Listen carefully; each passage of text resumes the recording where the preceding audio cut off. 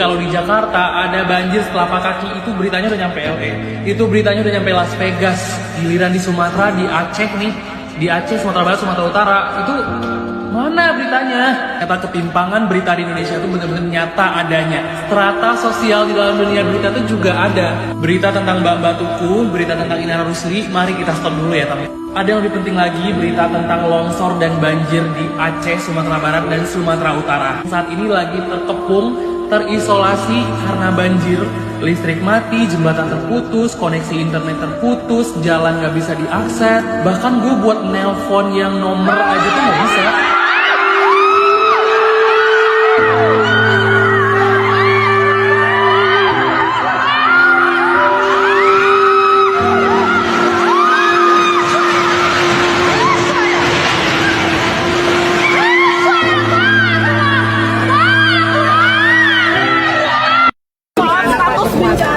Bencana Pak, ada darurat nasional itu gimana Pak?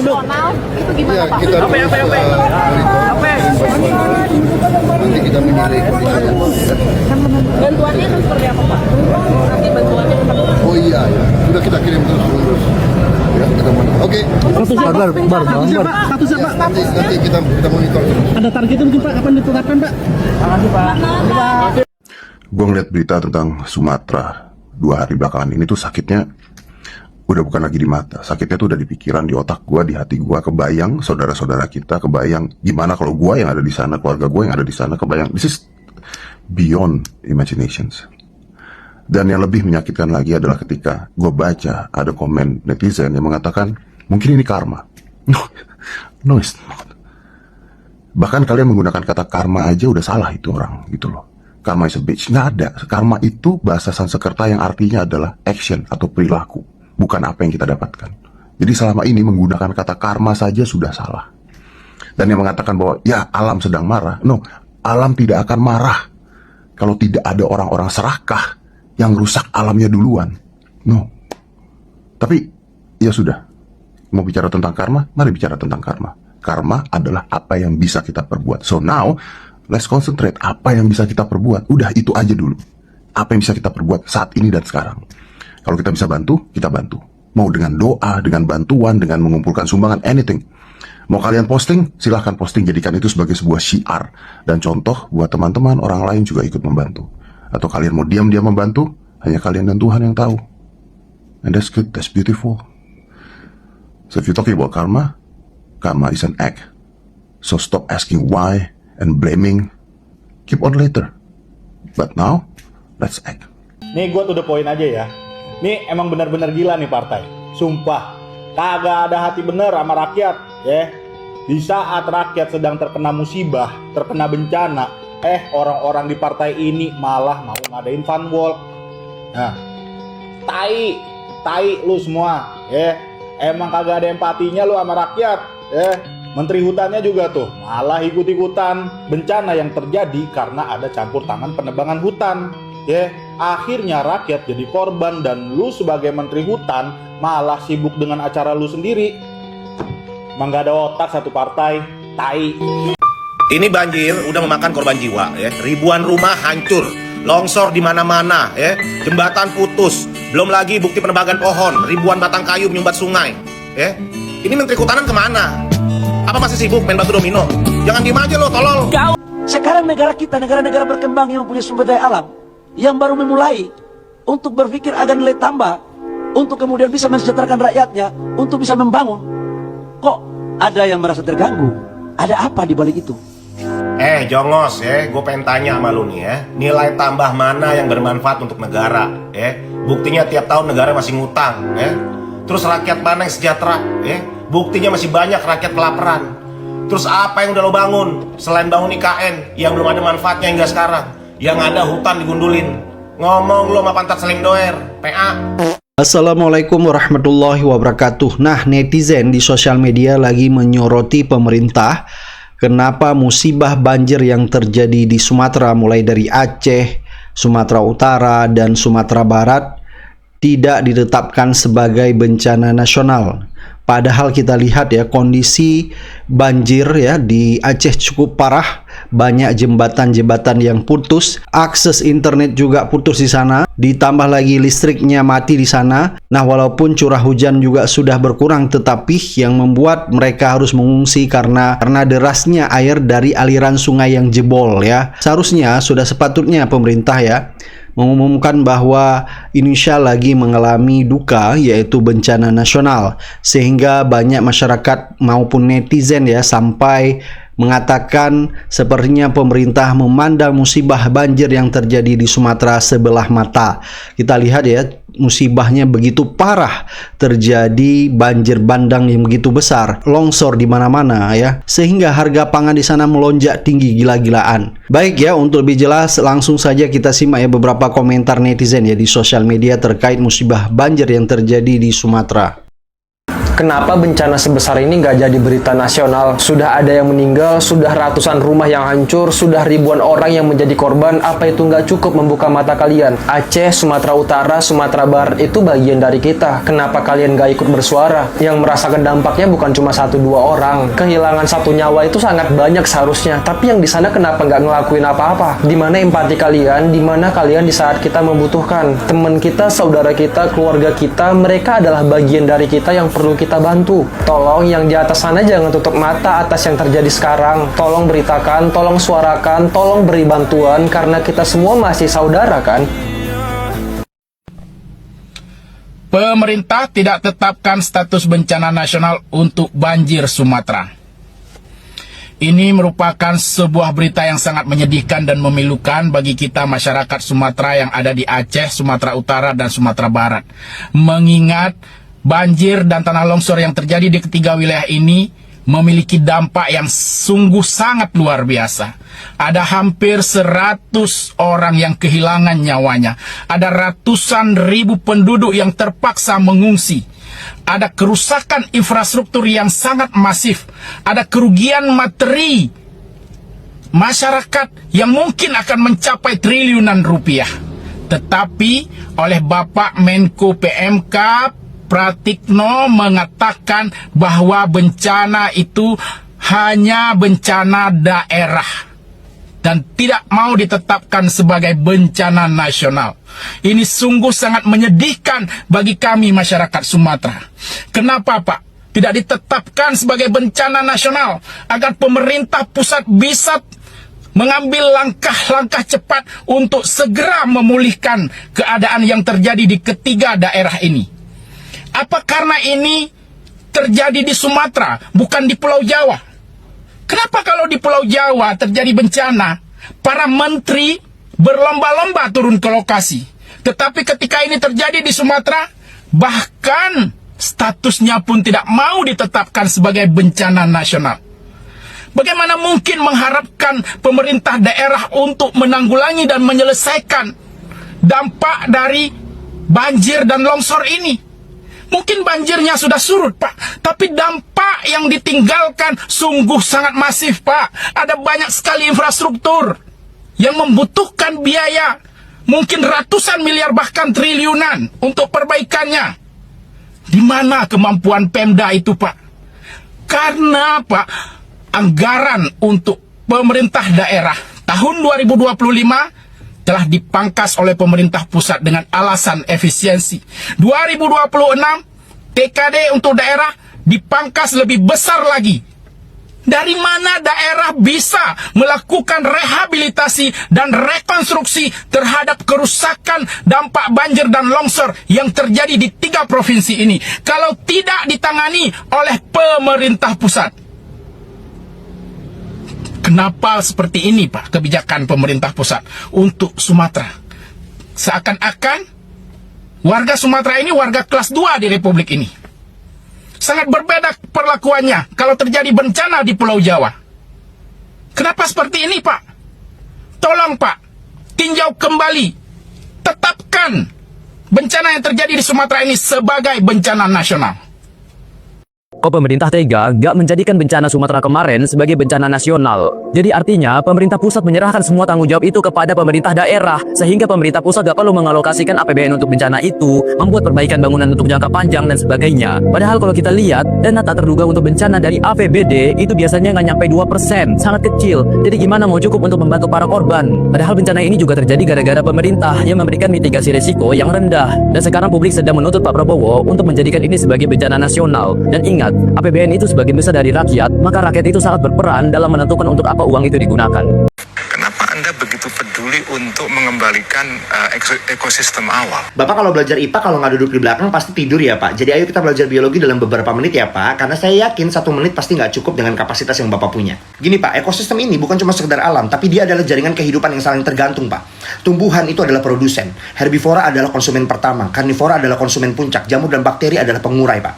Jadi mereka semua ini terhubung dalam keseimbangan energi dan populasi Pak. Ya, jika ada satu yang rusak, seluruh sistem akan ikut terganggu Pak. Bapak ngerti nggak? Nggak ngerti, sudah saya duga. Pohon ini adalah sumber energi utama Pak yang ada di darat karena mereka melakukan fotosintesis. Kalau mereka ditebang, ya herbivora ini bisa kehilangan habitat dan juga makanannya Pak. Lalu apa yang terjadi? Populasi mereka menurun. Dan kalau populasi mereka menurun, karnivora tidak punya mangsa Pak. Kalau mereka nggak punya mangsa, mereka bisa sakit dan mati Pak. Kalau mereka mati, ya hama seperti serangga, babi hutan, dan tikus ini bisa merusak pertanian dan juga tanaman di sekitarnya Pak. Ujung-ujungnya apa? Ekosistem jadi tidak terkendali. Hutan ini punya fungsi fisik Pak. Ya, jadi dia itu adalah pelindung bumi. Kita ngomongin akar pohon ya. Akar pohon ini menyerap air hujan Pak dan juga menahan tanah. Tanpa akar pohon, air hujan langsung mengalir ke sungai dan menyebabkan sungai itu meluap. Ujung-ujungnya apa? Banjir Pak. Ya, tanpa akar pohon tanah jadi rapuh. Ujung-ujungnya apa? Longsor Pak. Ya, hutan gundul ini juga bisa meningkatkan suhu dan kekeringan. Ujung-ujungnya apa? Kebakaran. Kalau hutan ditebang, yang hilang itu bukan cuma pohon Pak, tapi keseimbangan hidup, pengendali bencana, dan bahkan masa depan manusia itu sendiri Pak. Bencana itu bukan murni kesalahan alam. Banyak dari mereka adalah bentuk utang ekologis yang kita ciptakan sendiri. RI mau buka 600.000 hektar lahan sawit baru. Greenpeace ingatkan ancaman lingkungan hidup. Memang manusia ini kalau otaknya udah duit aja jadi bodoh tuh. Jadi buta matanya. Yang sedang terjadi sekarang ini di Sumatera ini emangnya karena apa coba? Cuaca ekstrim? Ya enggak lah. Bayangin tuh hutan tuh kayak rem tangan di mobil, lalu rem tangan tuh dicopot. Sementara kan pas rem udah habis, tapi supirnya malah nambah gas, makin dalam mijak gas itu. Hutan digunduli, nggak ada lagi yang nahan air tanah, yang jaga itu bukit tetap di posisinya. Giliran hujan deras, lalu tanah jadi longsor, sungai meluap. Pejabat dan orang-orang tolol yang punya kepentingan di situ tinggal enak menyalahkan cuaca ekstrim. Tingkah kalian yang ekstrim, goblok. Kalian cuma mikirkan kantong kalian supaya bisa liburan kapanpun ke luar negeri. Sementara setiap hujan turun, orang-orang ini terpaksa ngungsi keluar dari rumahnya. Binatang apa orang kalian? Hah? Tapsel habis itu disapu air bah, Sibolga amblas, Langsa terbenam, Sumbar pun demikian. Siapa yang disalahkan? Awan, hujan, cuaca. Semua kalian salahkan kecuali keputusan yang bikin hutan dihabisi. Dengan santainya bilang sawit kan pohon juga, tanaman juga. Itulah otak. Kalau isinya duit aja, jadi bodoh. Kata Kementerian Kehutanan, tidak ada itu tebang-tebang pohon. Yang ada adalah pohon-pohonnya itu tumbang diterjang banjir. Terus kita ngeliat nih video-video yang beredar nih.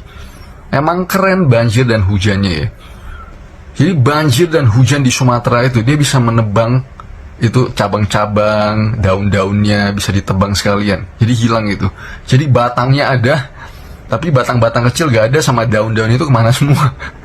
Inilah pentingnya kita untuk punya sedikit critical thinking, kemampuan kita berpikir, ngelihat sesuatu, dan menelaah sesuatu.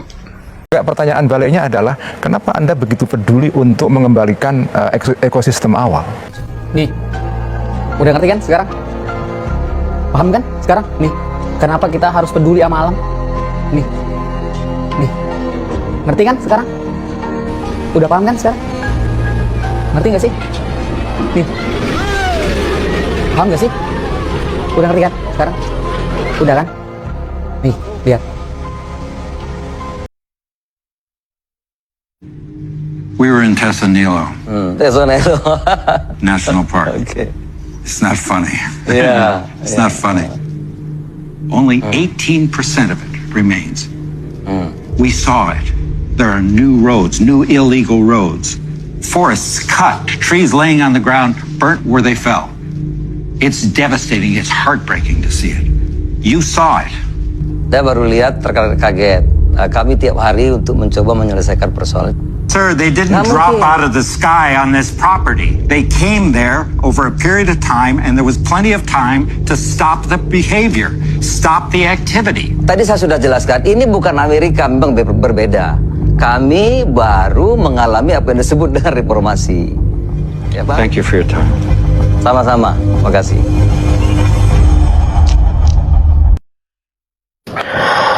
Jangan nebang pohon, selamatkan bumi ini, save the planet, save the earth.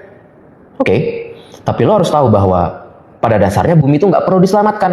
No, dia tahu cara menyelamatkan dirinya sendiri. Walaupun pada prosesnya, dia akan membinasakan lo. Gue ulangin. Bumi tahu cara menyelamatkan dirinya sendiri. Walaupun pada prosesnya, dia harus membinasakan lo. Para makhluk bumi yang numpang hidup, tapi jadi parasit. Jadi dengan kita tidak menebang pohon, kita nggak lagi menyelamatkan bumi. No, we are saving ourselves from the earth. Kita menyelamatkan diri kita sendiri dari bumi ini. Bumi itu kayak ibu kos, tau nggak? Tapi gratis. Dia bilang, oke, silakan hidup di sini, makan, minum sepuasnya, tapi tolong jangan ngerusak. Kalau ngerusak, lo gua usir. Masalahnya bumi itu bukan dokter, teman-teman. Dia tahu nih, oke, kalau Sumatera gue bermasalah nih, salah satu organ tubuh gue bermasalah nih. Ya udah dia bersihin tuh daerah situ. Bumi nggak tahu kalau orang Sumatera tuh mungkin nggak tahu apa-apa. Orang Sumatera mah kebetulan tinggal di situ. Bumi nggak tahu kalau bangsat-bangsatnya nggak di Sumatera, melainkan di Jakarta. Gue masih inget banget kemarin si Keling ngomong begini nih, negara maju pernah babat hutan dan keruk tambang. Kok di sini banyak yang protes? Kata dia begitu. Terus nih si Ulil nih, ketua PBNU tuding aktivis penolak tambang, wahabisme dan ekstremis berbahaya. Nyuknya, gue lebih penting jadi wahabi gue. Dari mana gue nyangin lingkungan, memakan banyak korban. Bergetan gue. No, tanggung jawab no atas ucapan lo kemarin. Melestarikan lingkungan itu penting, wajib, biar menjaga keseimbangan alam. Gue lebih baik dikatain wahabi daripada gue diam ketika hutan dihancurin. Ujung-ujungnya apa? Bencana alam. No, lo lihat banyak banget korban. Terus nih buat lo Ling nih, tanggung jawab no. Kemarin kan lo nanya kok di sini banyak yang protes. No, makanya gue orang pada protes karena ini nih, bencana alamnya. Bisa nggak lo tanggung jawab lo? Heran banget gue pejabat otaknya dangkal semua. Negara maju ya, nih dia mah babat hutan juga karena dia ngolahnya bener, dirapihin lagi. Tanggung jawab sama apa yang dia rusak. Kalau di sini dibabadin doang, orang dirapihin lagi. Ujung-ujungnya apa? Bencana alam. No, tanggung jawab no, sama ucapan lu no. Gregetan banget gua. Pengen banget gua sentil bejakunnya. Madat banget lo. Perhatian untuk seluruh rakyat Indonesia terkhusus Presiden Prabowo Subianto. IMIP atau PT Indonesia Morowali Industrial Park bukan satu-satunya zona elit dan zona super tertutup yang ada di Indonesia. Jadi di Halmahera ini ada kembarannya, PT Indonesia Wedabai Industrial Park, disingkat IWIP. Dan ini bukan kaleng-kaleng. Dia juga punya bandara sendiri, namanya Wedabai Airport atau Bandara Cekel. Ya, coba cek, itu legal atau ilegal. Di dalam permohonan izin IWIP ini ada sekitar 120.000 hektar, tapi katanya konon dikembalikan ke negara, jadi tinggal 17.000 hektar. Ya, yang sudah dipakai untuk operasional perusahaan 4.000 hektar dan 6.000 hektar untuk konsensi nikel. Di sini ini sudah banyak laporan dari masyarakat bahwa ribuan hektar dibuka, air sungai menjadi keruh. Nelayan itu udah kehilangan mata pencahariannya karena laut itu sudah tercemar. Nelayan hidup berdampingan dengan smelter, limbahnya dibuang ke laut. Mungkin ya, coba cek.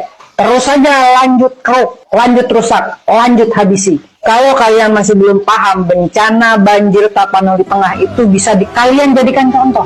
Ketika hutan dibunuh untuk kepentingan oligarki, maka rakyat yang harus membayar harga. Apa yang rakyat dapat?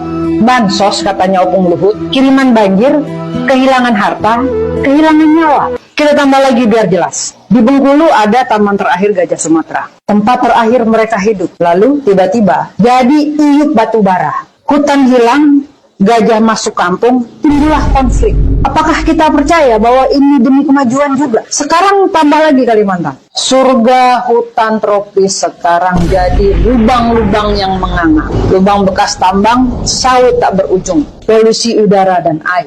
Orang hutan, bekantan, macan dahan, semuanya kehilangan habitat. Dan tentu saja rakyat kehilangan sumber air dan tanah leluhur. Morowali, Halmahera, Sumatera, Bengkulu, Kalimantan. Ini bukan kejadian terpisah, tapi ini adalah pola. Kaum elit butuh nikel, batu bara, sawit. Gunung dibelah, sungai diganggu, hutan dibunuh. Dan ketika bencana datang, narasinya adalah curah hujan yang tinggi. Gila! Hujan disalahin, hutan apa kabar kalian gundulin? Coba itu Bahlil suruh jawab. Yang katanya hutan itu boleh digunduli untuk kemajuan. Jadi Pak Presiden Prabowo Subianto, pertanyaannya sekarang cuma satu. Sampai kapan kita biarkan Indonesia ini rusak? Lagi-lagi negara sepertinya kalah oleh oligarki dan korporasi yang ada di dalam. Itulah yang terjadi. Jika di halaman rumahmu ditemukan minyak, emas, atau hasil tambang lainnya, maka itu milik negara. Tapi jika di halaman rumahmu ditemukan ganja, maka itu milik kamu. Jika kamu ingin membangun suatu usaha, maka negara tidak akan peduli dan tidak akan membantu kamu sepeser pun. Tapi jika usahamu mulai berkembang, maka negara akan mengambil keuntungan dari usahamu lewat pajak. Banyak orang buta huruf Pulau Semerlap yang sering bertanya, apa sih yang kamu sudah lakukan buat negara sampai banyak yang kamu protesin? Saya kasih tahu contoh kecilnya. Kalau kamu ke toko, belanja, ada nota pembeliannya, kamu lihat di situ ada PPN. PPN itu pajak buta huruf Pulau blok. Di saat masyarakat Tapanuli dan Pulau Sumatera lainnya mereka menangis karena kebanjiran, kehilangan rumah, korban meninggal dunia karena longsor, ada oligarki yang punya banyak rumah, banyak harta, mereka tertawa terbahak-bahak berkumpul bersama keluarga. Mereka mendapatkan keuntungan besar dari menebang pohon merusak hutan dengan ditanami sawit, tambang dan lain sebagainya. Jadi jangan pernah berhenti di narasi bahwa inilah takdir, banjir adalah qadir Allah Subhanahu wa taala, tapi inilah ulah tangan manusia. Allah sudah jelaskan zuharul fasadu fil barri wal bahri bima kasabat aydin nas. Telah nampak kerusakan di daratan dan lautan oleh perbuatan tangan manusia. Apa tangan manusia maksudnya adalah perbuatan dosa-dosa mereka. Sekarang siapa yang menjadikan hutan gundul, hutan rusak? Itu kan oligarki dan pemerintah yang mengizinkan. Bayangin teman-teman semua, di Sumatera itu 75% hutan bakaunya rusak. Siapa yang merusak? Ya oligarki, para pengusaha. Siapa yang mengizinkan? Pemerintah. Jadi harus bertanggung jawab. Banjir, longsor, korban jiwa ini adalah pemerintah dan oligarki. Kenapa oligarki dan pemerintah itu serakah membebat hutan, merusak hutan? Karena mereka tidak takut kepada Allah Subhanahu wa taala. Sistem yang ada hari ini, hukum yang ada hari ini tidak membuat mereka takut kepada Allah Subhanahu wa taala. Hukum bisa dibeli. Ini sistemik teman-teman semua. Tidak akan selesai kecuali syariat Islam ditegakkan di muka bumi ini. Banyak negara itu takut tidak dapat kelapa sawit, bayangkan. Jadi jagalah yang para bupati, gubernur, para pejabat tentara, polisi, jagalah kebun-kebun kelapa sawit kita di mana-mana, itu aset negara. Dan saya kira ke depan kita juga harus tambah tanam kelapa sawit. Nggak usah takut. Apa itu katanya apa? Membahayakan apa itu deforestation, ya kan? Namanya kelapa sawit ya pohon, ya kan? Betul gak? Kelapa sawit itu pohon, ada daunnya kan? Ya.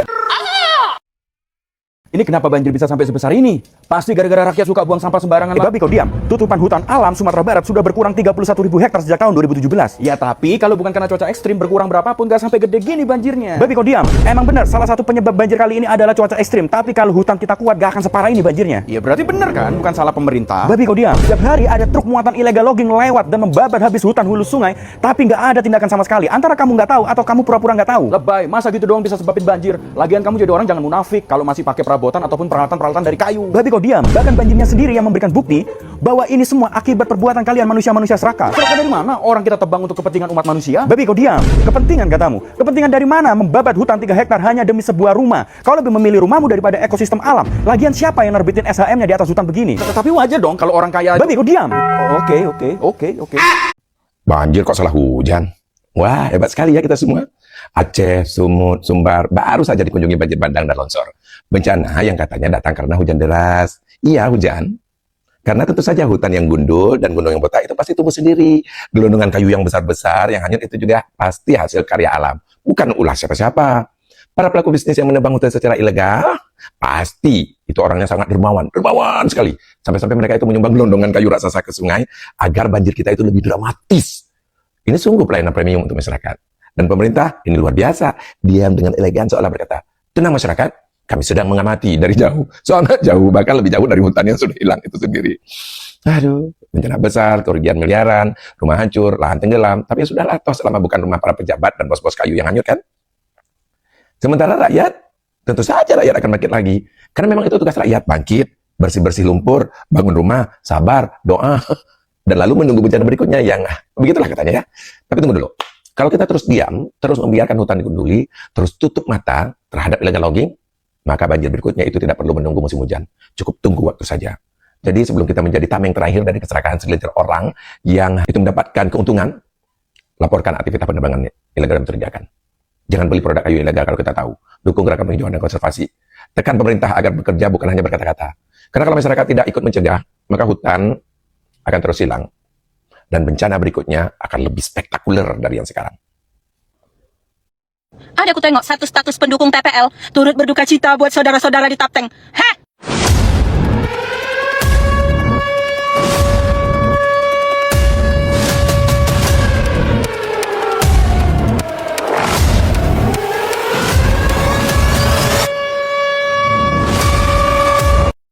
Ada aku tengok satu status pendukung TPL turut berduka cita buat saudara-saudara di Tapteng. Heh! Kau penyebabnya satu, kau dukung terus itu, ya? Udah kau tengok kan kayak mana kejadiannya di sana? Gak usah. Gak perlu naik helikopter. Gak perlu kau langsung tinjau langsung ke sana berapa banyak hutan yang gundul, berapa banyak hutan yang diterabas ya. Kau tinggal tengok Google Map dari satelit, kau tengok kayak gini caranya. Tengok, kalau IQ-nya yang dangkal jangan komen ya. Biar kalian tengok berapa banyak hutan yang dihabis. Inilah kawan, ya, hutan yang gundul. Tak perlu kau naik helikopter kawan, tak perlu kau naik helikopter untuk melihat berapa banyak hutan yang gundul sayang. Kau tinggal buka Google Map, kau ketik satelit, kau ketik PT TPL sektor. Ini masih sektor Tarutung ya, masih sektor Tarutung yang botak. Belum lagi kau tengok lagi sektor-sektor lainnya, sektor sana, sektor sini, Kau ketik aja, kau tengok mana yang berapa yang terdaftar di sana hutan yang gundul, ya. Berapa banyak sektor TPL itu ya sayang ya. Jangan kau sok-sok jadi pendukung yang nggak tahu kok efek negatifnya kayak gini. Bencana alam kawan. Apa pula dari SD pun sudah dipelajari kalau hutan kita gundul akan menjadikan erosi, longsor, banjir, ya kawan ya. Jangan sok-sok muncungmu itu mendukung TPL ya sayang ya. Ya tengok dari satelit, nggak perlu kau naik kereta KLF, naik CRF untuk mensurvei ini sayang. Ya kau tengok dulu, botak semua sayangku, cintaku. Ya botak semuanya. Jadi nggak perlu kau tengok dulu, itu harusnya hijau, tinggal pinggir-pinggirnya sayang yang hijau. Ya sayang ya. Nah, jadi nggak usah kau sok-sokan bilang ada dampak positifnya, dampak negatifnya lebih parah. Berapa banyak? Tak tahulah berapa banyak ini botak kandas hutan kita sayang. Ya, jadi berpikirlah yang bijaksana ya. Jangan lagi kau dukung-dukung TPL. Banjir. Jadi nggak usah sok-sok jadi pahlawan lah yang mendukung-dukung TPL itu ya. Baru sekarang ditutup. Itu pun masih surat rekomendasi lagi yang keluar. Keluarkan, tutup TPL. Wah, dari Bujur Timur Pak ya? Iya. Dari Sibolga. Dari Sibolga ini? Barus ya? Inilah yang bikin apa itu? Banjir itu? Berarti nggak ada kaitannya ke sana. Hah? Nggak ada kaitannya itu ke sana. Kayu sebesar ini dibawa? Ya berapa ratus? Diameter? Berapa ratus kilometer itu dari? Hah? Berapa ratus kilometer itu dari ya, Benduamas ke Sibolga? Wow. Sudah merasa rela itu Pak. Wah, Sabta dari Bujur Timur Pak ya? Iya. Dari? Sibolga. Dari Sibolga ini? Barus ya? Inilah yang bikin apa itu? Banjir itu? Berarti nggak ada kaitannya ke sana. Hah? Nggak ada kaitannya itu ke sana. Kayu sebesar ini dibawa? Ya berapa ratus? Diameter? Berapa ratus kilometer itu dari? Hah? Berapa ratus kilometer itu dari ya, Benduamas ke Sibolga? Wow. Sudah merasa rela itu Pak.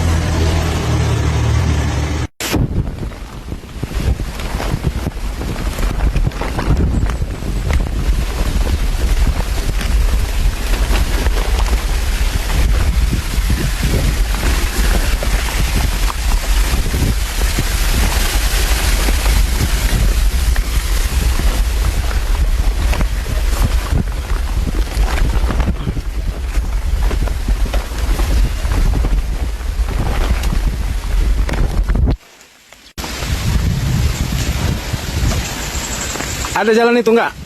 Habis jalannya kan?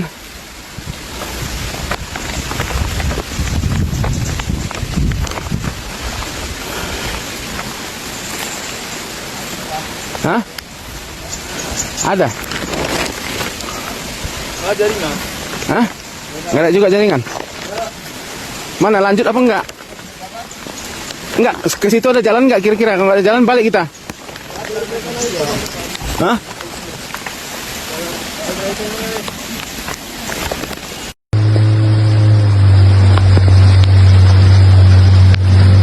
Bang, jangan kapan bang.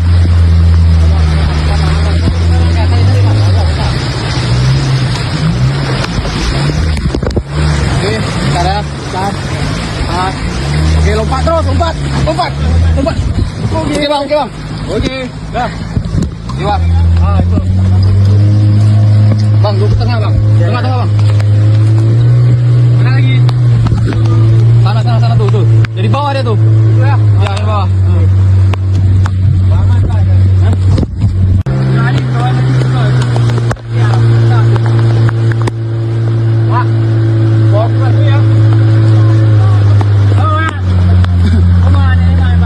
Pegang pohon samping dong. Tunggu. Lama. Jangan lepas dulu. Jangan lepas. Jangan lepas.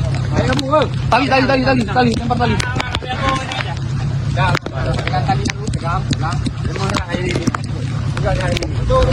Oke.